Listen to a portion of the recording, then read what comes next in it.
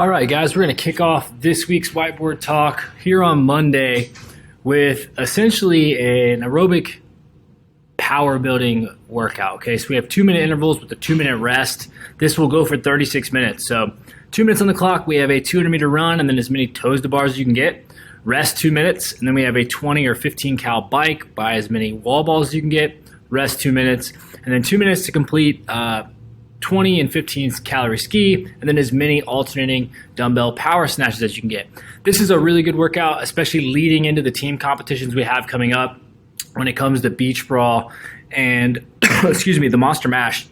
Getting that 1-to-1 work rest ratio in and really learning to just move and cycle through larger chunks of movements. So when we're approaching this on the monostructural movement, the run, the bike, and the ski, I want you guys to really think about just moving at a 80 to 85% of your max effort pace. So it's pretty hard, but it's not enough so much that you can't relax and come down off of it. And then you're going to really look at doing what you can on the other two movements. When it comes to the toes to bar, if you have any toes to bar at all, that's what we want you to do before we scale the movement, modify the movement. Focus on doing these in sets, whether it be sets of 2, sets of 3, sets of 4, whatever it is, but use the clock. So if you come in around a minute, you're going to have about a minute of work is about what we want on all of these. And going on the 10 seconds, on the 5 seconds, on the 15 seconds, on the 20 seconds, depending on what size set you do is how much rest you're going to need, but usually about 5 to 10 seconds between sets. Okay, really look to try to get the same amount of reps from the first round to the last round. There will be some drop off, especially with something like a toe to bar, but the other movements of the wall ball and the power snatch you should be able to hold throughout the workout.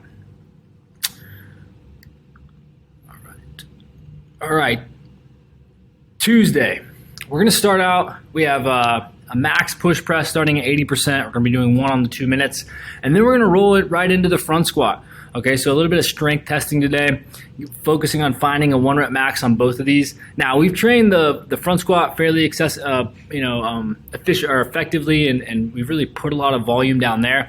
On the push press, not so much, but we've been doing a lot of pressing overhead and shoulder to overhead, and we've been building the leg strength. So we're really looking at trying to just see where we're at to kind of finish off this block. On the push press, guys, really remember to use your legs. All right, getting that big, tall chest, dip, drive, use the legs as much as you can, finish strong, and then just finishing overhead, driving that bar straight back. After that, we'll just be doing some accessory work, some front foot elevated split squats, really attacking the quads, and then doing some dumbbell floor press. Those benches are in, so actually we could do dumbbell bench press if you guys want to there as well. And in the next block, that's what we'll be doing a lot of is benching, so something to look forward to. On Wednesday, we have for time 30 pull-ups, 30 sandbag squats, 20 pull-ups, 20 sandbag squats. Very much a sprint style workout, okay? Looking at the time to main anywhere from 4 minutes all the way up to 10 minutes, depending on where you are on your pull-up volume and progression. When we think of this workout, as far as what we're going to do or which one you should approach, if you have it and you can do chest to bars or go a little heavier on the sandbag, that's what we're going to have you do. The sandbag can just be on the shoulder. We don't have to hug the sandbag today, so that should allow you to move that sandbag a lot faster.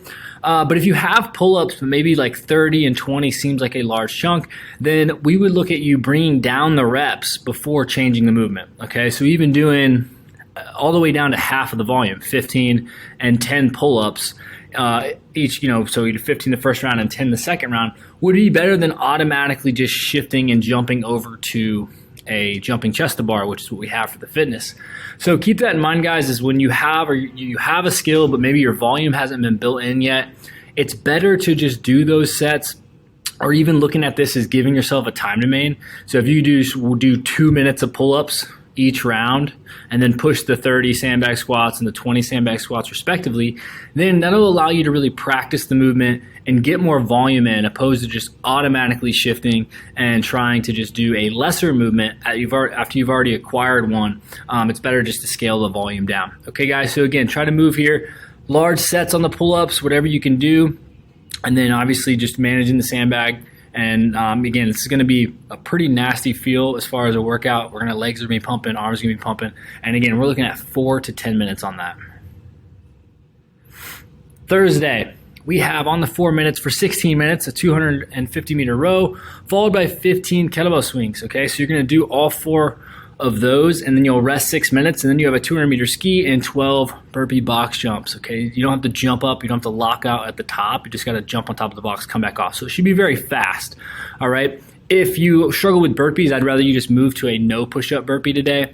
So kind of keep that in mind, is just like moving and staying consistent is going to be the most important thing. Now, we are looking to get faster each round. Okay, so start out with this first round, 250 meters, nice and smooth.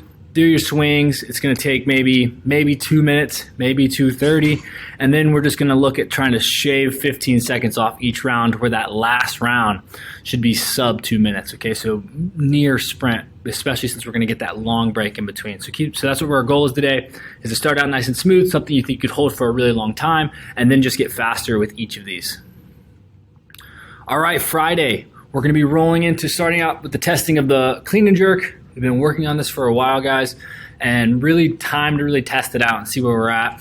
So starting around 80%, you're going to build to a 1 rep max. If in the 6 sets you're kind of close, the coach could make the call to allow you guys to lift a little bit longer if you guys are really close. But really aim, like, kind of set yourself up to take those 5% jumps early on, and then even 3% jumps.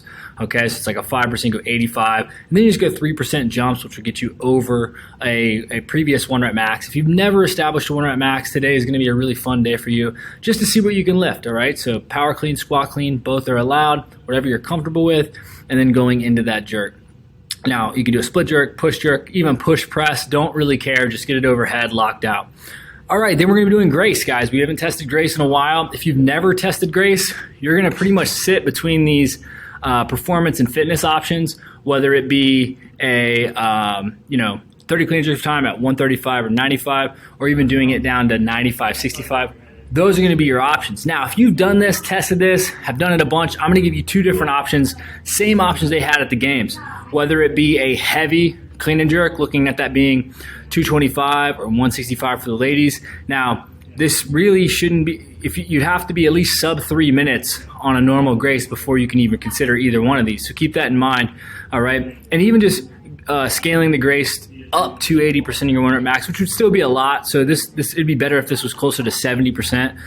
Even 65, 70% would be better to be able to do this. Or we can go double Grace, which I think is a better option for some of you guys that have done Grace a bunch, can handle the volume going into that double Grace. Again, looking for a 12-minute cap for either one of those longer workouts that we plan on doing.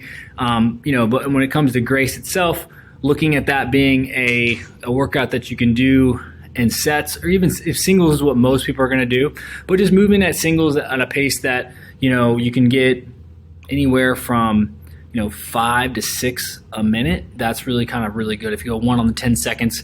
And then obviously those that can do this in large touch-and-go sets are the ones that are going to be looking at trying to do this sub 2 minutes. All right, Saturday, we're going to continue what we've been doing with the Hero WOD Saturdays. As we continue to push these on Saturdays, guys, just remember that these workouts are very high volume and are meant to be very challenging, okay? So it's not necessarily super ideal to do one every single week by yourself.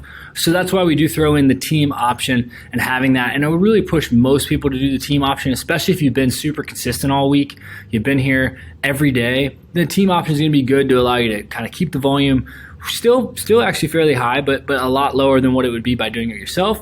And, allow yourself that work rest where you're doing half the reps here. Okay. If you've kind of had a week where maybe you weren't able to get in all the time and you really want to do either a modified 4 rounds for time or the full thing 6 rounds for time, just know that this workout will take a while, and it's all about really managing the push-ups and moving steady everywhere else. So if you can just stay consistent, starting out at a smooth pace on the first round, breaking up your push-ups into maybe 3 or 4 sets, and then rolling right into the lunges as far as that should be non-issue, and then the run. Okay, so we look at this, a minute, 2 minutes. It's roughly 30-minute workout. It could be anywhere from like low 20s to 30 minutes. So that's just kind of what you guys need to be looking out for if you plan on doing that by yourself. Okay, guys, I hope these videos are helping. Please let us know if there's anything else you'd rather see in these videos or things that can help you inside or outside the gym. And we'll see you in the next one.